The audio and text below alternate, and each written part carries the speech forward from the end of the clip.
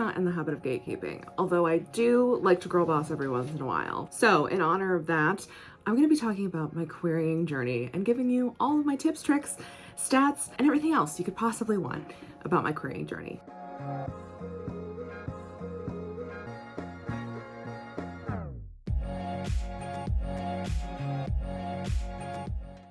Hello friends, and welcome back to my channel. My name is Katie, and I apologize for any dog noises in the background. I currently have Blue with me, and he's a little bit restless because he had neuter surgery a week ago. So he's a little bit stir crazy because he's not allowed to run around the house like he normally does. Just bear with us. There he is.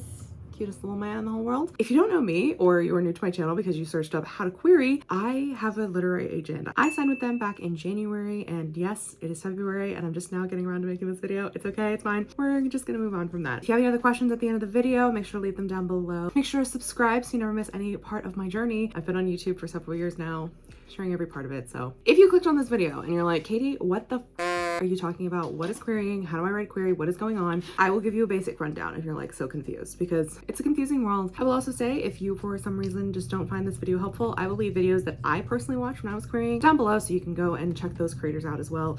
I personally love all those videos and such. This is why I love this community, because we share information stuff and stuff that I may not remember to cover or may not have helped me, may help you. So definitely go check out those creators down below. So query letter is what you send to a literary agent if you're going to traditionally publish. Now you're going to hear these words thrown around a lot: trad pub, self pub, indie pub. A lot of these words. Trad pub is basically where you're going to try to publish with one of the big publishing houses, and you need a literary agent to broker the deal for you. If you want like something like a Macmillan or Penguin Random House, or you want to see your book in Barnes and Noble and like don't want to have to do all the work yourself, traditional publishing is the way to go. And to do traditional publishing, 99 times out of 100, you will need a literary agent. If you're like, what about self-publishing? I am not the person to ask about that. There are so many self-published authors here on YouTube who will hopefully have more information about that.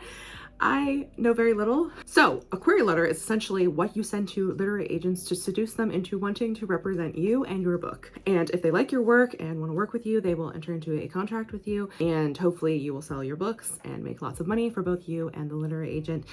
This is a business, unfortunately. You have to make your book marketable so that your agent can sell it to big publishers and hopefully make money, because that's the whole point of a literary agent signing an author, is because the author has a product that they can then sell to other people, and then you both make money. So a query letter essentially has 4 parts, and I will share my query letter that got me my agent a little later in the video, so stick around for that if you want to see what I did to get mine. So the first paragraph is going to be your metadata paragraph, which will tell the title, the genre, the word count, and the comps that you have. This is also, if you have any personalization, that's where the personalization to the specific agent would go. Then it's the hook, which is about 300 or so words that basically describes your story and tells them what it's about and what is in it. This is where you are going to hook them. This is the bare bones of your book, while also hopefully being enticing and showing how you can market it, and that it is marketable, or that it fits within a certain portion of the market that they could hopefully sell to. So you need to have your character, your conflict, the wants, the needs, etc.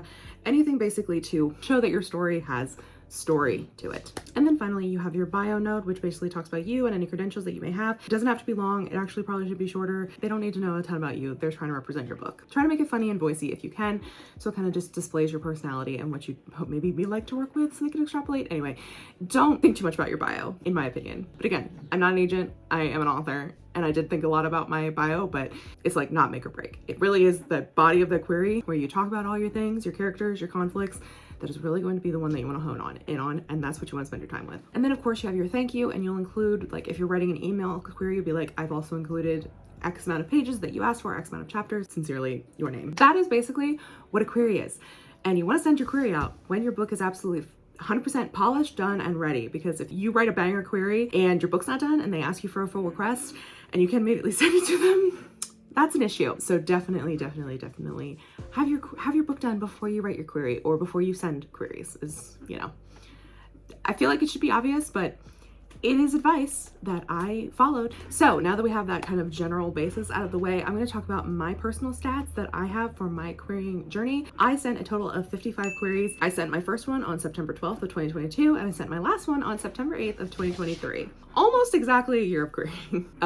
Basically after September 8th, I was like, okay, I've sent everyone I wanted to send to.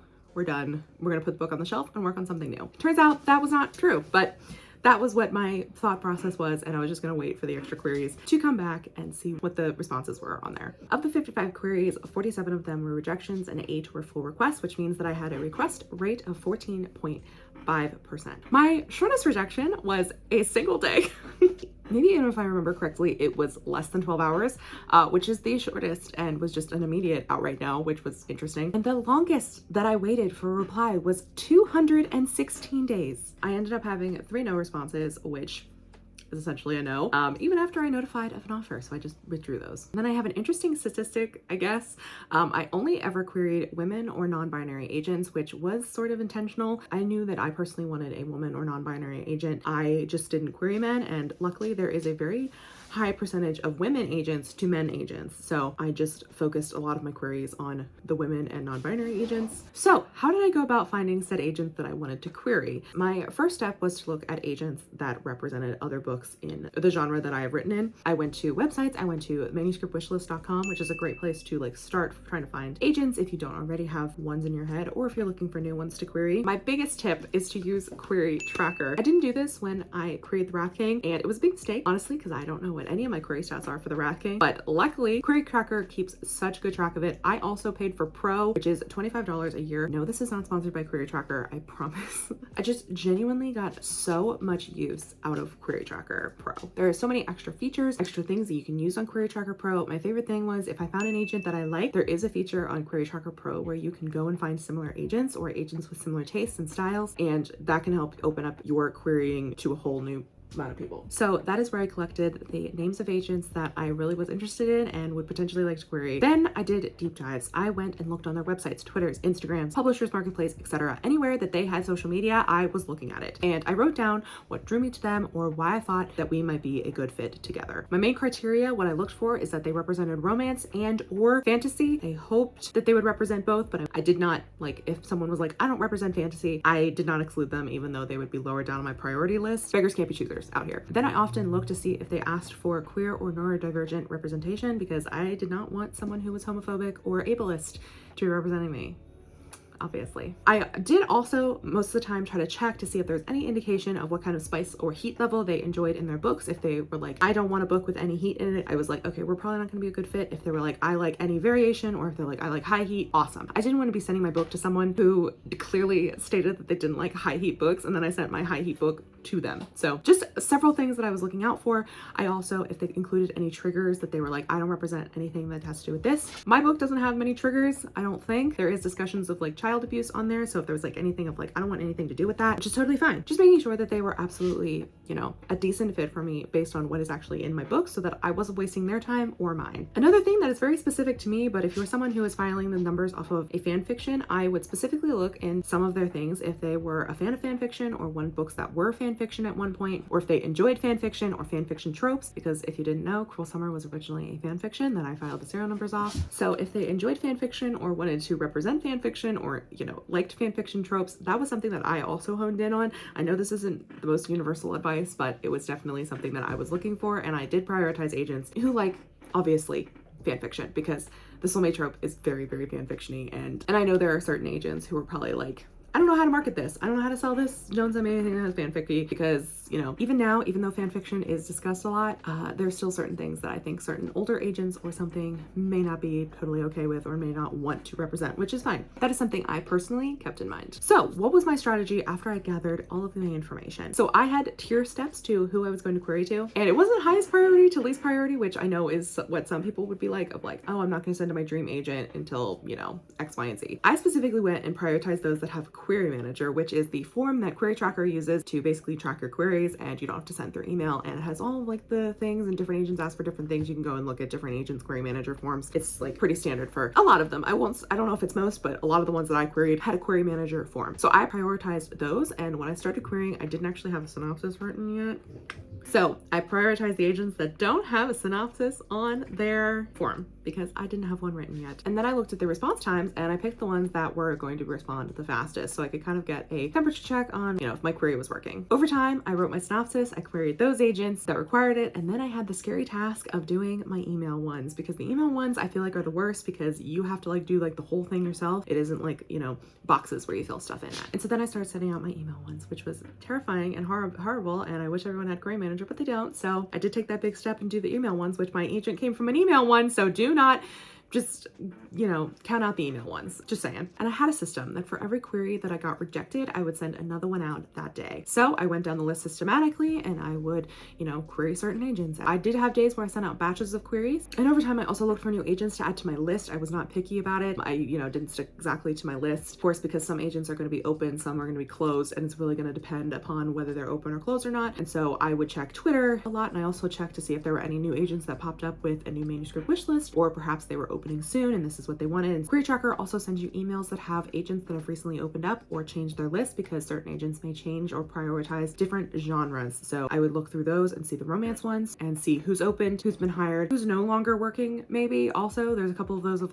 no longer listed on the website or no longer working, and so I would have to take those off of my list. Rinse and repeat said process until an agent offers. And that's how I found an agent. That is not necessarily the hard part. The hard part is obviously the waiting game, and also all of the rejections and all of the hope that you have, the ones that are still out. You get your first full request and it is the most magical, amazing moment of your life, and then it turns out to be a rejection and you're like, God damn it. You feel so close, yet so far. So how the fuck did I stay sane during this entire process? Let me tell you, my biggest tip, and the one thing that I will say if you're querying, find a support system. And I don't just mean your family, which your family can be great too, but if they're not in the publishing industry, they're not going to understand what it's like to be personally rejected for a book that you've written, that you want an agent for so badly. If this is your dream, it's going to be difficult to face those rejections. And my worst days in querying were the ones that I wallowed alone. I truly am so lucky that I found such an amazing community, and having my circle of very trusted, very dear writer friends really is what got me through this entire process. I would message them every time I got a rejection, and their humor, their love, their support, it really buoyed me throughout the entirety of this process and during the worst of my self-doubt. This industry is brutal. I won't lie to you, it's really tough getting those rejections. And if you're feeling really down about it, it's totally a valid feeling. And it's really hard to wrap your head around that even though this book is so near and dear to your heart, the rejections really aren't personal. This isn't really about you. It's an industry, it's a business, because these rejections will hurt.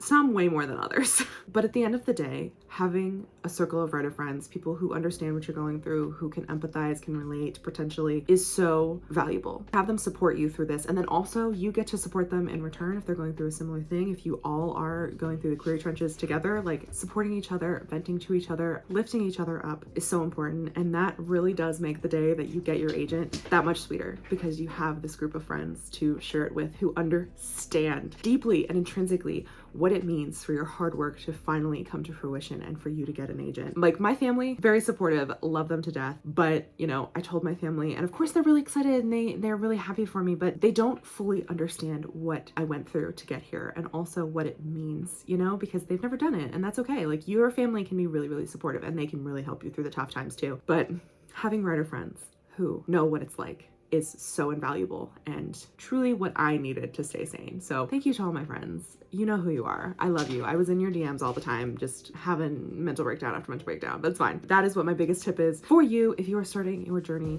Start a writing Instagram, start a writing Twitter, start a writing YouTube. Find your people, and find people who are going through the same things as you, who can be your lifelong friends, but also do understand what it's like to be a writer in this industry, because it is fucking brutal, man. So if you want more thoughts about the querying process, while I was in the trenches, I have a video that is titled Thoughts from the Query Trenches a Year and a Half Later, with a thumbnail declaring that querying sucks. You can watch that one because it does have a lot more useful tips and tricks and thoughts that I had obviously from the query trenches that was a little more in depth, and I was very much still in the trenches when I made that video, so it can give you more thoughts, more feelings, and maybe help you feel a little bit better if you are still in the query trenches or if you're about to enter. It is scary, but you can do it. I do believe in you. So finally, I'm gonna read you my query letter that got me an agent. My book has actually changed quite a bit from what this is, and this is, I guess, kind of a spoiler for what Cruel Summer is, but I just want to give you an example of what my query looked like. This is the original query that I sent out. Obviously now now. My book is Sapphic, before it was Achillean. So I still do have the Achillean one here because this is the literal query. This is pulled straight from the email that I sent to my eventual agent. So this is exactly what it was. This is where it is, because there's multiple different versions and like tweaks and stuff that I did for different ones, but this is the one that worked for me. And I think I sent about 3 chapters maybe of the first 30 pages or so. Here's what it is. So here we have: Dear Agent, I would like to present, I'm gonna still call it Cruel Summer because I'm not revealing the title yet. I would like to present Cruel Summer, a 96,000 word adult romance for your list. It is a queer adult POV romance with magical elements similar to One Last Stop by Casey McQuiston, mixed with the professional tennis setting of Carrie Soto is Back by Taylor Jenkins Reid. Cruel Summer is a standalone romance set within a world where soulmates exist with serious potential. So that's my metadata paragraph, where it has my comps, the title, the name, the genre, the words, and this is the actual query itself. International tennis star Luka Kasich is cursed with a rival as his soulmate. 5 years ago, he shook hands with Julius Ritchie after an agonizing match, and the names on their wrists were scorched black with the awful truth.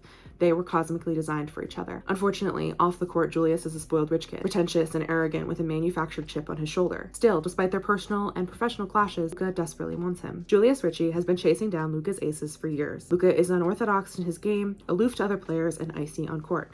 Plus, now he has won the Australian Open and become the best player in the world, both accolades that Julius covets. Throughout their career, they have fought battles on the court and off, quickly becoming a sensation on tour and on Twitter. Julius has done his best to ignore Kasich and the irksome name on his wrist, letting his jealousy fester despite his meddlesome sister's attempts to encourage him to foster a relationship. Then, in gorgeous Naples, Luka and Julius are drawn back together and forced to face their unresolved feelings.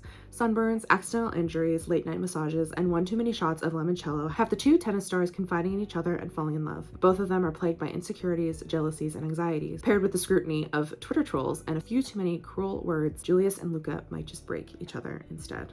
There you go. That's the query that got me my agent. And the books that I comped most often were obviously One Last Stop by Casey McQuiston, Carrie Soto is Back by Taylor Jenkins Reid, The Soulmate Equation by Christina Lauren, and Everything for You by Chloe Leese. All of those books, for some reason, kind of have informed what is in the book, and also shows that it is marketable because all of those books are recent. That's what I comped most often. That is my query. I hope that in some way this was helpful. If you have any other questions about the querying process or things that I went through, you can leave them down below in the comments and I will get back to you. I am happy to talk about this topic so much more. But once again, if you're querying and you're about to go in the trenches, or if you started already, or if you've been in there for years, I wish you so much luck, and I wish you the absolute best for you and your book and your journey in finding an agent and getting traditionally published. I give you all the good luck and vibes. You got this. Thank you so much for watching this video, and I'll see you in the next one. Bye. Boo-boo. Boo-boo. I'm trying to film here. This is gonna take forever. I just really need to get this video done, okay, buddy? It's been so long. Why is every toy you own, like, really loud? Please do not eat my chair. Sorry for dog butt in the background. I know, you're so needy. You're so needy. You're my little Velcro dog.